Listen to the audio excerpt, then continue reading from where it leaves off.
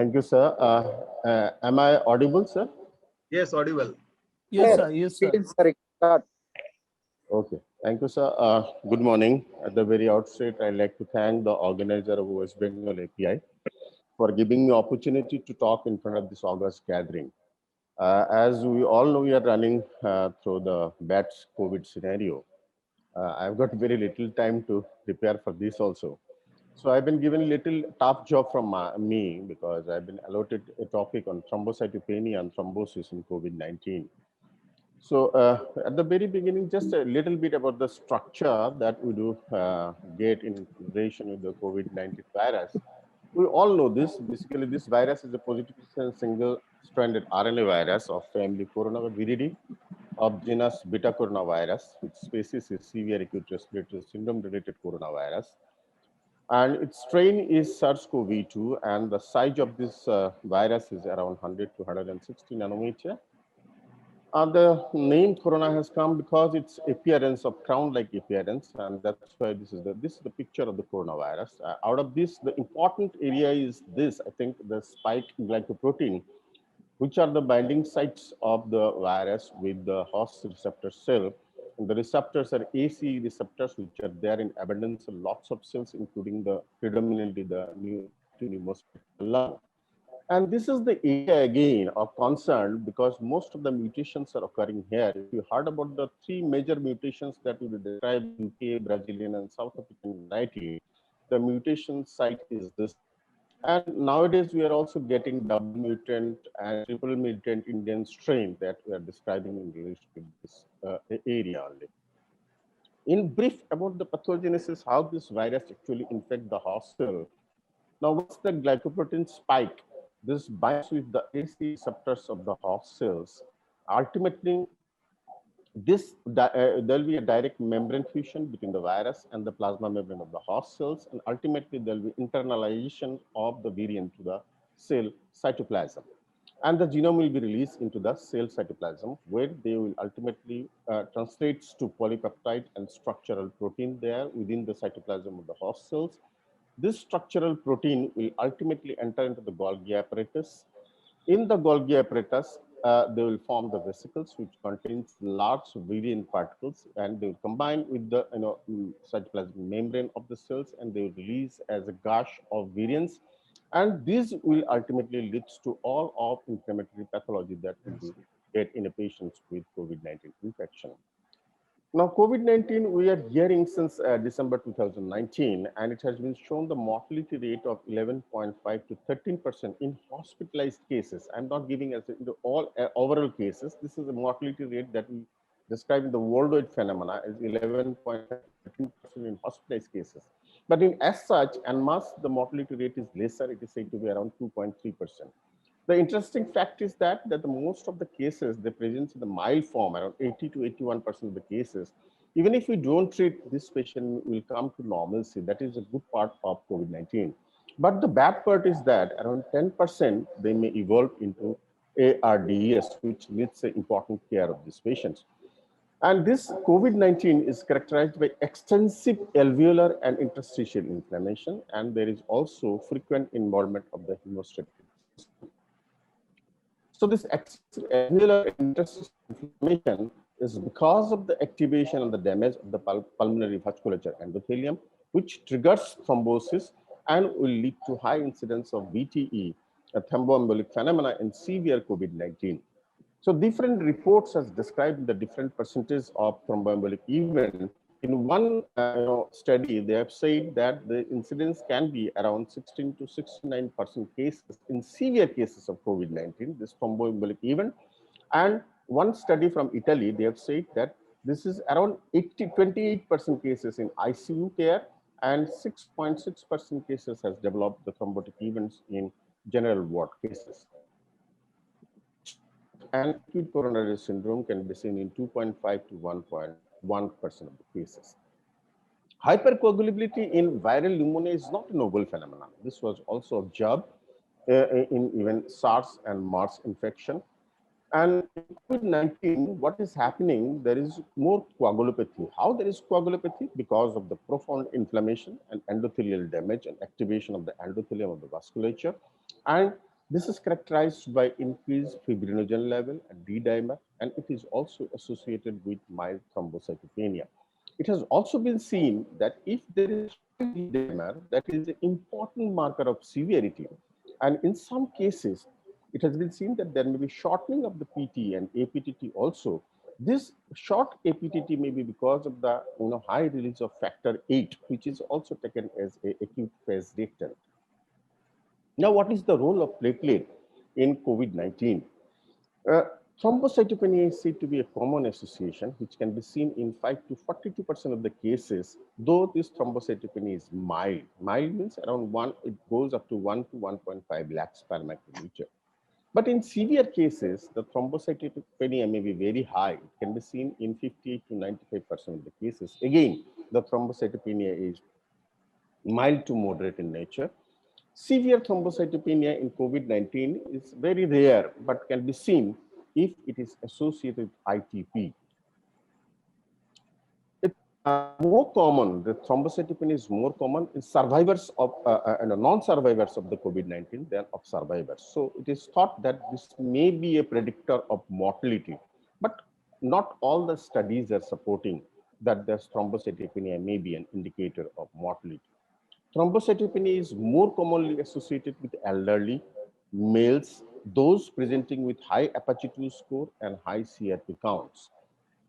And if there is dropping platelet count, that may be a worsening manifestations of other thrombotic effect, and lower platelet count may be an indicator of increased mortality. In otherwise, if the thrombocytopenia is improved during treatment, that may also indicate a clinical improvement of the patient.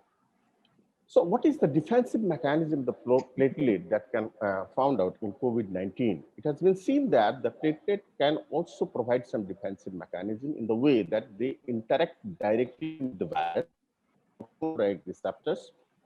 They can also engulf and aggregate the microbial pathogens, though this has got limited potential, but they can also engulf to some extent. Platelet, along with the endothelial cells and leukocytes, they will form a procoagulant effect. It also plays a role in recruiting and activating the circulating leukocytes. So these are the different ways why the platelet can have a defensive mechanism against COVID-19. Now, what are the different mechanisms how there is thrombocytopenia in COVID-19? Broadly, if there is endothelial damage, there will be more platelet aggregation in the lung vasculature. The variants as well as the cytokine release, they can directly suppress the bone marrow and may have thrombocytopenia. If there is a COVID-19 infection, there is development of some antibody against the virus. This antibody can cross-react with the platelet. There is complex deposition and platelet may be destroyed by immunological way. And there is increased consumption of the platelet in COVID-19.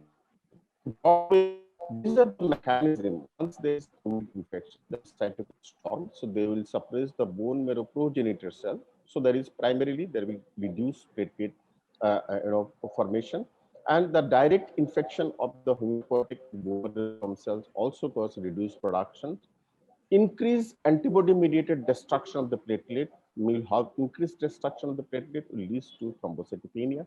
And in the lung injury, there is more platelet activation, aggregation, and wrapping, and that leads to increased consumption of the platelet and will lead to thrombocytopenia. So there are different mechanisms how there is thrombocytopenia in COVID-19. Endothelium and the Van factor, they plays a very important role in the pathogenesis of COVID-19. Because if there is, the COVID infection that leads to directly this virus can cause endothelial damage. At the same time, COVID infection will release lots of cytokines and they will also cause damage to the endothelial cells. Now, this damage to the endothelial cell will cause exposure of the tissue factors, and this tissue factor exposure will cause activation of the coagulation cascade. This will lead to thrombosis generation in the vascular bed. And this thrombosis will lead to tissue hypoxemia. Again, tissue hypoxemia can lead to more cytokine release and will cause endothelial damage. This will create a vicious cycle in COVID infection. So if there is SARS infection, it is characterized by, that is increased D-dimer, increased interleukin-6, CRP, and fibrinogen level. And a high D-dimer, as I've said, it reflects the vascular thrombosis and fibrinolysis. And if it is very high, it's markedly elevated, it is a feature of severe COVID, or it may show evidence of lethality because of COVID infection. COVID infection can also damage the endothelial cells of the small vessels as well.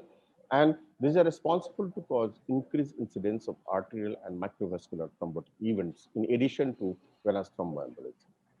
Now, what about the role of anticoagulation and anticoagulation monitoring? Now, in retrospective study of 49 patients with severe COVID-19, there was no significant difference was seen in 28-day mortality after using heparin and non-using heparin. The p-value was not that significant. This was done in en masse, in as a whole, all the patients. But however, in another study, it's been shown that after 28 days mortality of heparin users were lower than that of non-users if you use in patients who are having high 6 score, more than 4, or if the D-dimer level was high. That means moderate to severe cases, if you use heparin, it has got beneficial effect. So, a prophylactic dose of low molecular weight heparin has been recommended for all hospitalized cases of COVID-19 patients, despite abnormal coagulation test in absence of active bleeding. But that should be withheld only if the platelet count is less than 25,000 or if the fibrinogen level is less than 0.5 gram per liter. In all hospitalized COVID-19 adult patients should receive this appropriate anticoagulation unless there is a risk of bleeding. And low molecular weight heparin is preferred or recommended with higher priority of thromboprophylaxis than unfractionated heparin. When this is not available, unfractionated heparin or and the low molecular weight heparin, or having contraindication for heparin anticoagulation, then non-heparin anticoagulant drugs like argatroben or bivalirudin are recommended. There are so many drugs has been under trial for the treatment of COVID-19. In October 2020, American Society of Hematology, they published guidelines suggesting that prophylactic intensity, not intermediate or therapeutic intensity anticoagulation in patients with COVID-19 related critical illness who do not have suspected or confirmed VTE. But VTE rates remain quite high in COVID-19 patients despite therapeutic anticoagulation. Bleeding rate is rare in setting of COVID-19. Transmission therapy should not be instituted on the basis of laboratory results alone, but rather be reserved for those with active bleeding or requiring invasive procedure or who are at not otherwise high risk of bleeding complication. Now, a little bit about the vaccines against SARS-CoV and the thrombocytopenia or thrombotic events. Now, from December 2020 through March 2021, European Medicines Agency approved 4 vaccines. 2 vaccines are the messenger RNA-based vaccines, which is BNT162B2. This is generated by Pfizer. And another is the mRNA 1273, which is Moderna vaccine that encodes the spike protein antigen of SARS-CoV-2 encapsulated in the lipid nanoparticles. These are the 2 RNA vaccines. And other 2 are the recombinant vaccines, which are ChAdOx1 and COVID-19, which is generated by AstraZeneca. It is a recombinant chimpanzee adenoviral vector encoding the spike glycoprotein of SARS-CoV-2 and At26-CoV2S. This is generated by Johnson & Johnson. Again, a recombinant adenovirus type 26 vector encoding SARS-CoV-2 spike glycoprotein. That means these 2 are actually involving the spike glycoprotein, and it has got a vector, which is chimpanzee's adenovirus. These are 2 important factors, I'll tell you again. Now, what we have seen after vaccination, there are some case series which has been published in NEGM just in April 2021 by Andreas Greinechers, and they have said a case series, which the first index case was a female 49 years of age who had received her first dose of this vaccine in mid of February 2021. Now, on the 5th day of vaccine, the patient developed fatigue, myalgia, headache, chills, fever, and epigastric discomfort. After progression of the pain, ultimately the patient need to be hospitalized on 10th day of vaccination, where on investigation it has been found platelet count was only 18,000, D-dimer was high with high CRP, other markers were absolutely fine. patient was started with enoxaparin, analgesics, and antibiotic, but platelet count and fibrinogen remained low. D-dimer AST-LTO remained high, and after deterioration of the pain abdomen, patient was put for chest examination, and where it has been found that there is development of the thrombosis of the portal vein, splenic and superior mesenteric vein, with extension of thrombotic event in aorta and iliac artery as well. Now, the repeat CT was done again because the patient's condition deteriorated further, and it shows the evidence of diffuse GI bleed with ascites. And patient ultimately received platelet transfusion with packed cell volume and also concentrated factor 7. Ultimately, patient succumbed on 11th day, and autopsy report shows that there is cerebral venous thrombosis. So, in this series, actually, 11 cases were reported. All were from Germany and Austria. They all presented with thrombocytopenia and thrombosis. So this event is named as the thrombocytopenia thrombosis syndrome, TTS. The symptoms started between 5 to 16 days of vaccination. Out of these 11 cases, 9 were females.